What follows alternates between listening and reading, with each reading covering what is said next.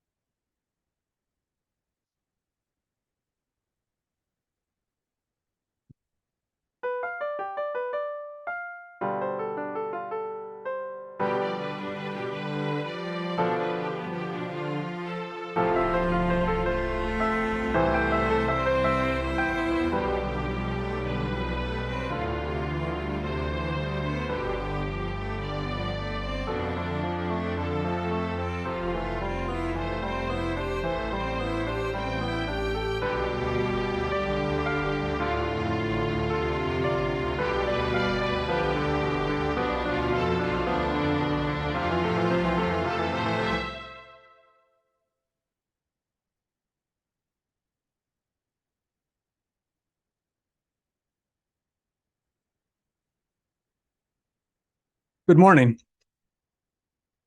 Pardon? Invitation? No, I wasn't formally invited. I guess I just kind of stormed in the place. Too soon? Well, since I'm here, any questions? Does calling for the genocide of Jews violate Harvard's rules of bullying and harassment? Yes or no? At the Joe's Great Books University. Yes or no? I hope you'll forgive me if I don't answer in yes or no. I'm not a coin or a thumb. I'm a teacher, and so I talk a lot. Look, Stephanie, may I call you Stephanie? Look, Steph, I get it. Ignorant, obnoxious students are seen chanting shrill, anti-Semitic chants across the country right after October 7th. So surely the right course of action is to condemn their shrill anti-Semitism and call for severe punishments. Right? This is the easiest question to answer yes. Who do you remind me of?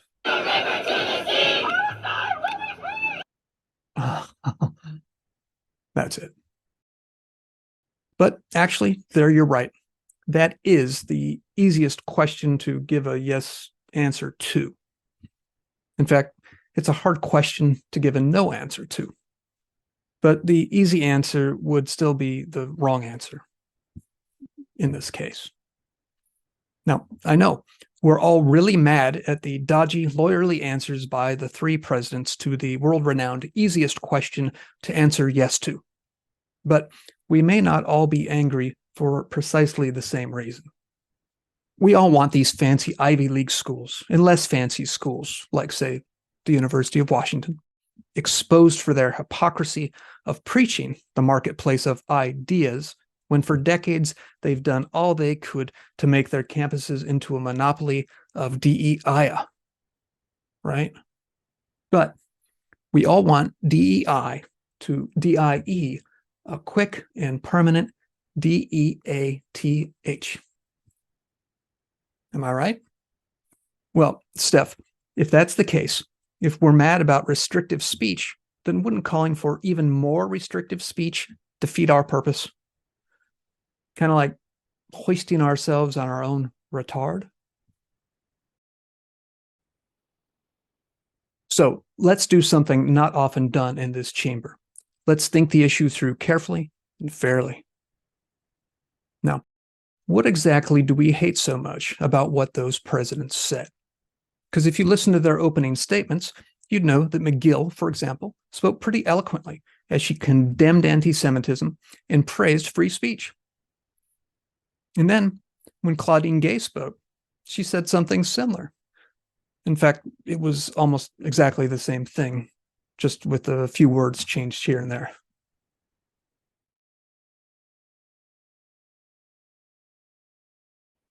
Sure, it was partly with the way they gave their dodgy answer to the easiest question in history to give a yes answer to, like boring librarians. But they did show some life at other moments. We just saw their worst.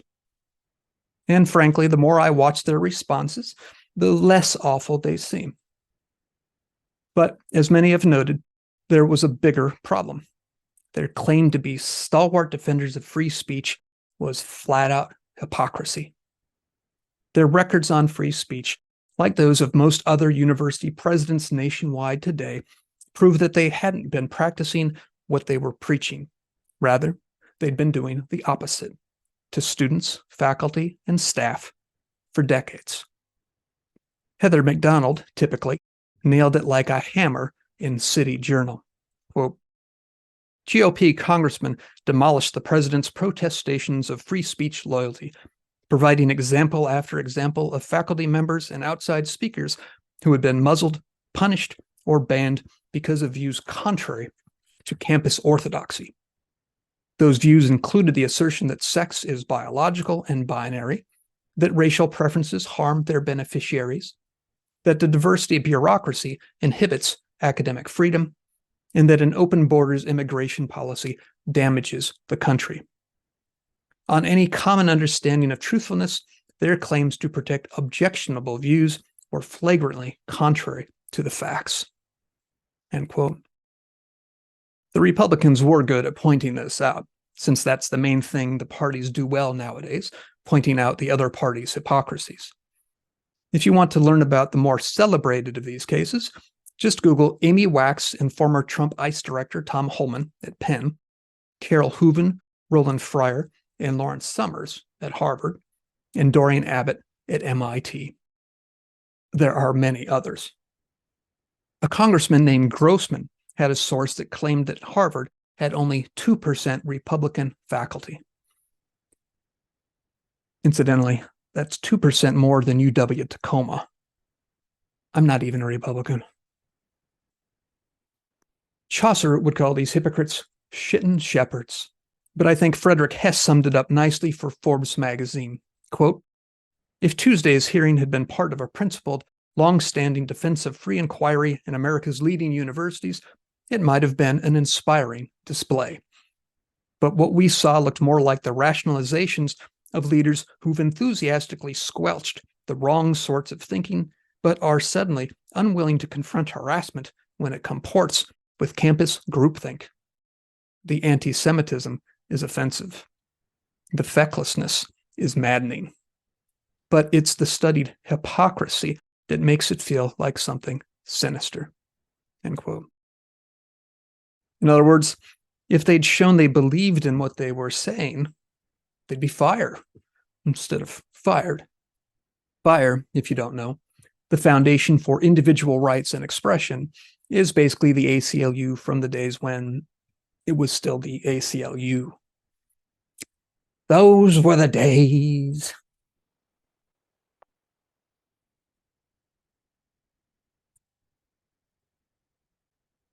Norman Lear just died. Creative mind behind All in the Family, The Jeffersons, Deluxe Apartment in the Sky High. Kids. People should watch All in the Family, free on Prime. I watched a lot as a child. I was surprised to learn as an adult that Archie was almost never portrayed as having a respectable point of view. In my youth, I remember thinking it was about 50-50. Maybe that's just because I could tell that Meathead was indeed often a meathead. Or maybe I'm just a bigot. So anyway, yes, it's despicable to see all those universities and institutions suddenly find Calvinism with a K. That is, to see them suddenly decide that an academic institution should be the home and sponsor of critics, but not itself the critic. Because, wouldn't want to chill speech. When, in fact, that flies in the face of their recent history of constantly spouting off, at all levels, from president of the university to the vice chair of the Committee on Committees, that's a thing, to the department chair of intersectional couch studies, that's not. Yeah. About all things BLM, COVID, January 6th, and Dobbs. Now, if that language from the Calvin report about the home and sponsor of critics, but not itself the critic, sounds familiar, it may be because you watched the preface to Joe's Great Books podcast number 3, in which I argued for it back in May 2023, about a half year before it became cool. He bragged.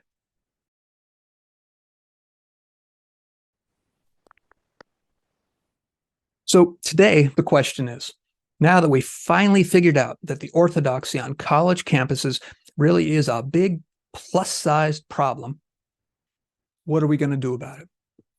The temptation for us anti-woke types is to counter orthodoxy left with orthodoxy right, to try on the DEI ring of power just for a moment. It's a mistake we have to avoid. Do you understand your testimony is dehumanizing them? You're a quick study, Congresswoman. That's exactly the way to make compassion into a weapon. But if we demand that Jews be included in the protected classes of diversity, then it just means adding to the things that can't be said on campus. And you won't diminish censorship by increasing censorship. You know what Nietzsche said? Stare too long into the abyss of DEI, and it stares into you. Gay science. Now, I agree. It would be hilarious to send the DEI folks to insensitivity training, make them listen to microaggressions until they were resilient enough to withstand a trip to a good comedy club. Who knows? Maybe even have a few laughs there. And don't get me wrong, I'm not saying don't fire your DEI Industrial Complex. No, I'm saying fire them. Just don't fire them and then replace them with right-wing versions of the same stupid. At the Joe's Great Books University, we do things differently. We don't even have a DEI office to fire. What we seek, our telos, is not social justice, but truth. You might say it helps us reach great heights. We believe that the best way to reach those heights is to plunge into the marketplace of ideas, that traditional backwards ideal of the university, which was never broke until woke universities fixed it. They decided that what mattered about a person was identity instead of ideas, that color and sex and sexual orientation and the degree of oppression assumed to attend them were what defines each of us. And so woke universities, which is almost redundant nowadays, have used their speech codes to censor and punish those students and faculty who weren't members of favored identity groups. Non-leftist hunkies. But that's not how a university should operate. It's the way a bad religion operates. Ad majorem DEI gloriam. Because how better to divide us? At JGBU, we retain the old definition of the human as a rational animal. All the better to unite us. In fact, we do what Andrew Sullivan wrote nicely in his December 8th Substack. Quote, "End DEI in its entirety. Fire all the administrators," Andrew Sullivan voice, "whose only job is to enforce its toxic orthodoxy, admit students on academic merit alone, save standardized testing, which in fact helps minorities and is, quote, the best way to distinguish smart poor kids from stupid rich kids, as Steven Pinker said," end quote within quote. Restore grading so that it actually means something again. My grades still do, incidentally. I've been holding that line for 30 years. Back to Sully. Expel students who shut or shout down speech or deplatform speakers. Pay no attention to the race or sex or orientation or gender identity of your students and see them as free human beings with open minds. Treat them equally as individuals seeking to learn. If you can remember such a concept. End Sullivan quote. Jonathan Haidt, after quoting Sullivan in a tweet, summarizes, in other words, the only way to end anti-Semitism on campus is to end identitarianism. Mediocre Haidt. And that's JGBU's rationale for admitting students and hiring teachers and staff, right down to our exciting and sometimes naughty librarians. They'll all be rational animals who seek truth, usually with a sense of humor. Now, JGBU is rather new. When we founded it yesterday, we knew that to prove ourselves as a legitimate contemporary American university, the first thing we had to do was to decide whom to censor. So we needed a speech code. But we didn't have the money for a grand DEI bureaucracy with a dean and 2 associate deans and 4 assistant deans and 6 assistant associate deans with crunchberries. So we had to look for one in the public domain. Luckily, we found one. The first fucking amendment of the United States Constitution. Best part? Totally free. Note to other presidents, when you give hours of testimony before a hostile congressional committee, you want to help the news media pick out the short clip they'll play repeatedly all week. That would have done the trick. And I know the word I just said is profane, but first of all, I'm not really in the Capitol. I'm in my basement. And besides, I've heard what your staff do in those chambers. All I did was say it. So, as we put that principle into practice at JGBU, we take John Stuart Mill's advice about what to do with dissenters. We listen to him. Mill notes there are 3 possible cases of dissent, and in each case, it's healthier for a free society to hear it out.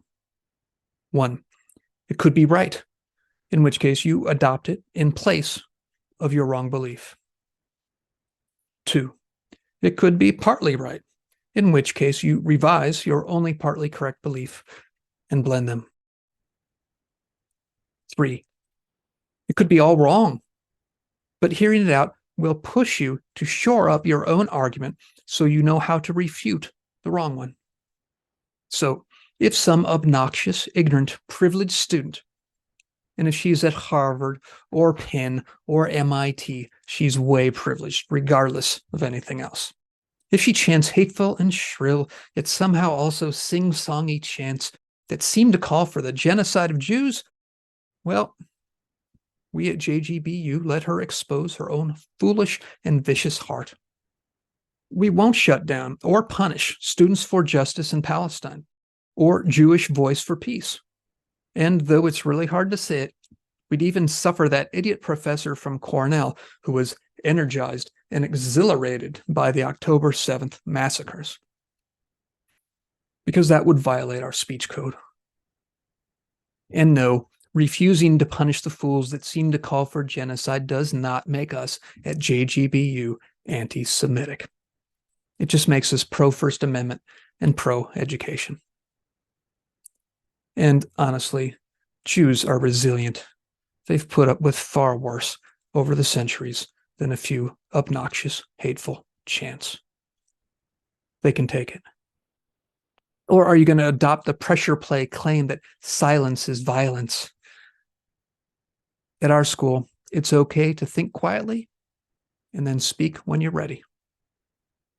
As MacDonald explains the mistake of my fellow presidents, quote, ironically, however, it was their one correct stance during the entire hearing debacle that put them in peril. However woodenly they asserted their alleged reason for not shutting down the pro-Hamas demonstrations, that reason should have been controlling. Speech should be protected unless it crosses the line into direct threats to individuals or incitement to imminent violence. Student parroting of Islamic slogans does not meet those tests. End quote. Now, some reasonable folks have said calling for genocide should be the place we draw the line. For example, the National Review's Jim Garrity wrote in the Morning Jolt, quote, "Most Americans were flabbergasted to hear University of Pennsylvania President Liz McGill declare that calling for the genocide of Jews might not violate the university's rules or code of conduct, and that it might not constitute harassment, and that it's a context-dependent decision. In what context is calling for the genocide of Jews or anybody else okay? What's the context where you can call for mass murder of an entire group of people, and that statement doesn't reach the threshold of harassing members of that group of people?" End quote. Okay, Jim, I feel you, but let's play it out. First, as I understand it from F.I.R.E and the Dershow, the Alan Dershowitz podcast, even doing something so disgraceful as calling for genocide is in fact protected speech under the First Amendment if you're just advocating it. As F.I.R.E explained in a letter written by legal director Will Creeley, quote, "For example, if students at a peaceful protest chant anti-Israel slogans like 'From the river to the sea, Palestine will be free,' that speech, taken alone, is protected political expression. Even if some understand the phrase to call for the destruction of Israel, it is still, absent more, protected as political speech, advocating in general terms for violence elsewhere at an unspecified time against a broadly defined target." End quote. Kind of stunning, I know. It's how it struck me at first. But the first is one powerful amendment. Now, of course, private universities don't have to abide by the broad protections of the First Amendment. So maybe that's an easy place to draw the line? The easiest line to draw a no to? All right, then, let's draw it.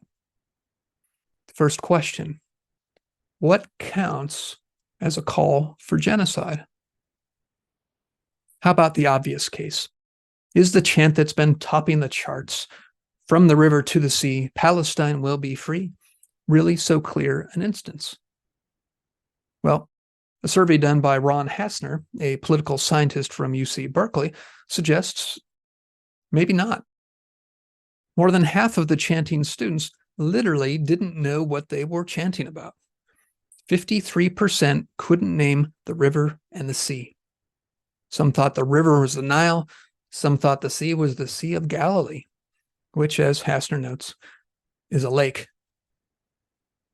As he commented in the Wall Street Journal, hilariously, quote, "There's no shame in being ignorant, unless one is screaming for the extermination of millions."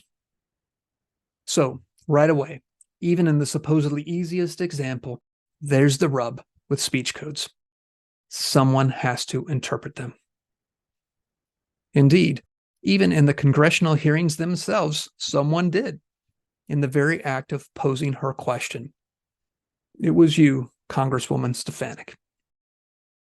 Forgot you were still there for a minute.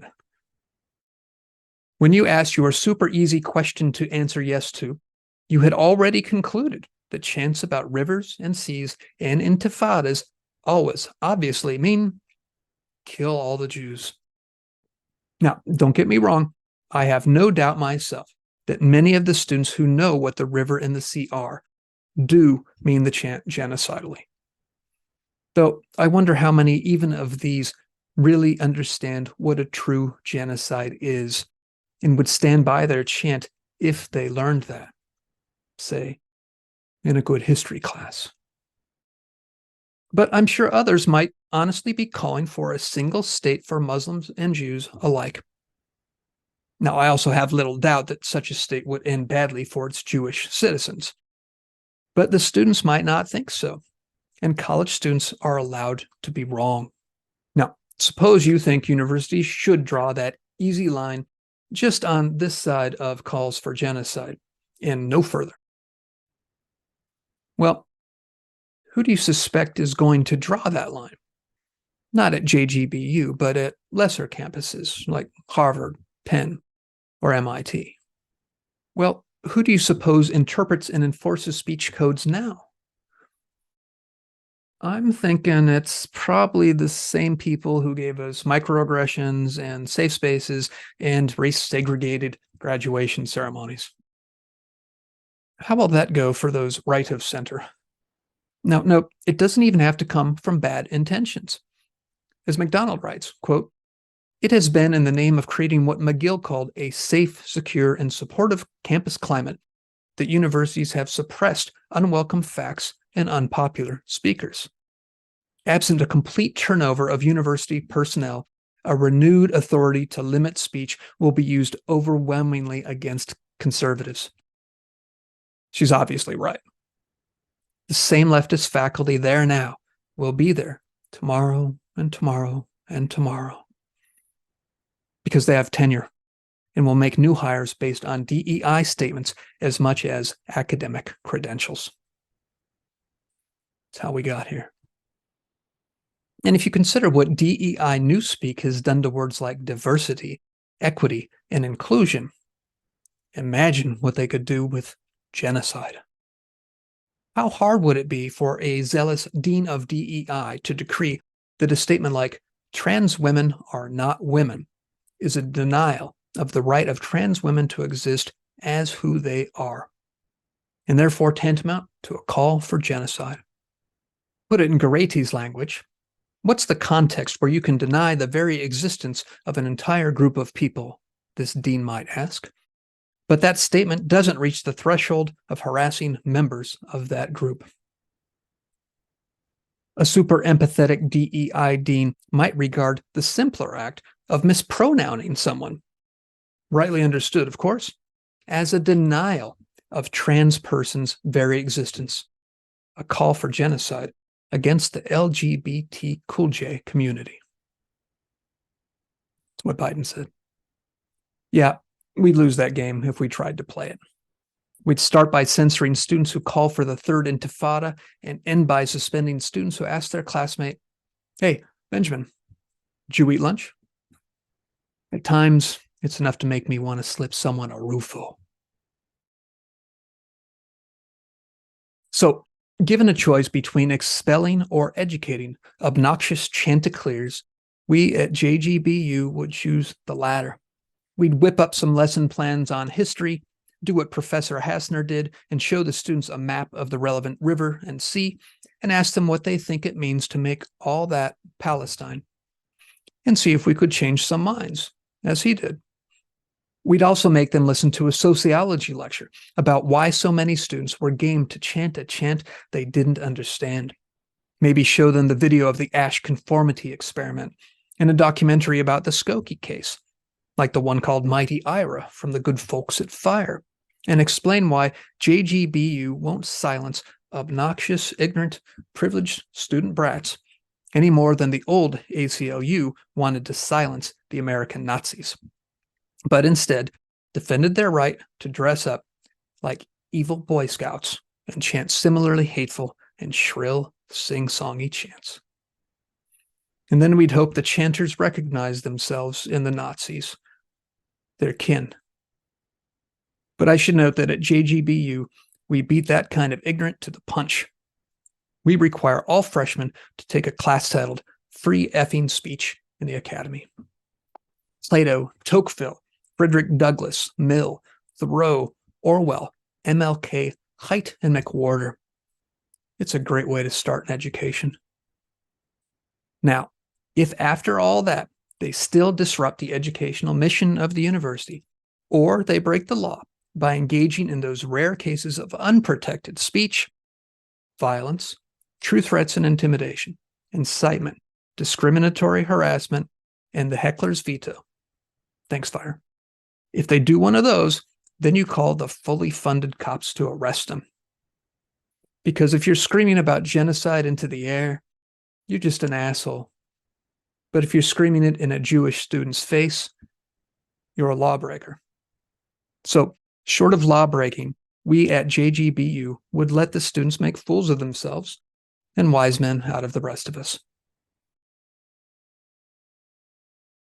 Now, does all this sound extreme? Would JGBU really be willing to let its students say such things? Not just about Jews. I mean, How hard is that? But also about blacks or women or gays? Yes, it would. Not so much as a matter of moral principle, because all that hate is, well, odious, but rather as a matter of the good pedagogy I just explained, and also of good strategy. Because if you silence someone, you don't change his mind. You just change his methods. He might just go underground, take to the tunnels. And nothing bad ever comes out of tunnels. Martin Luther King Jr., in his letter from a Birmingham jail, says at first he was reluctant to be called an extremist. But he warmed to the moniker when he reflected that my other favorite king, Jesus Christ was also an extremist for love, and Thomas Jefferson, an extremist for self-evident truths, and Abraham Lincoln, an extremist for freedom and union. Now, as the humble founder of JGBU, I certainly don't belong on that list. And neither does anybody else in this chamber. But maybe someone at Joe's Great Books University does. And if we put a sock in his or her mouth, we might never find out. So, Congresswoman Gwen, don't speak Stefanik. The monosyllabic answer you wanted to your easy yes question is no. But not a quiet, boring librarian no, and not an apologetic no. Rather, a loud and boastful no. At JGBU, we ask the questions that are hardest to answer yes to, or no to, or to write a whole essay to. Because we ask the questions you should ask your life long, the ones you should debate with no restrictions except reason and evidence and a love of truth. Because that's the best way to learn. Come read with us and you'll become wiser and tougher and more agile. And you'll be able to hold your own, even in the face of a hostile congressional committee. I reserve the balance of my time. I always wanted to say that.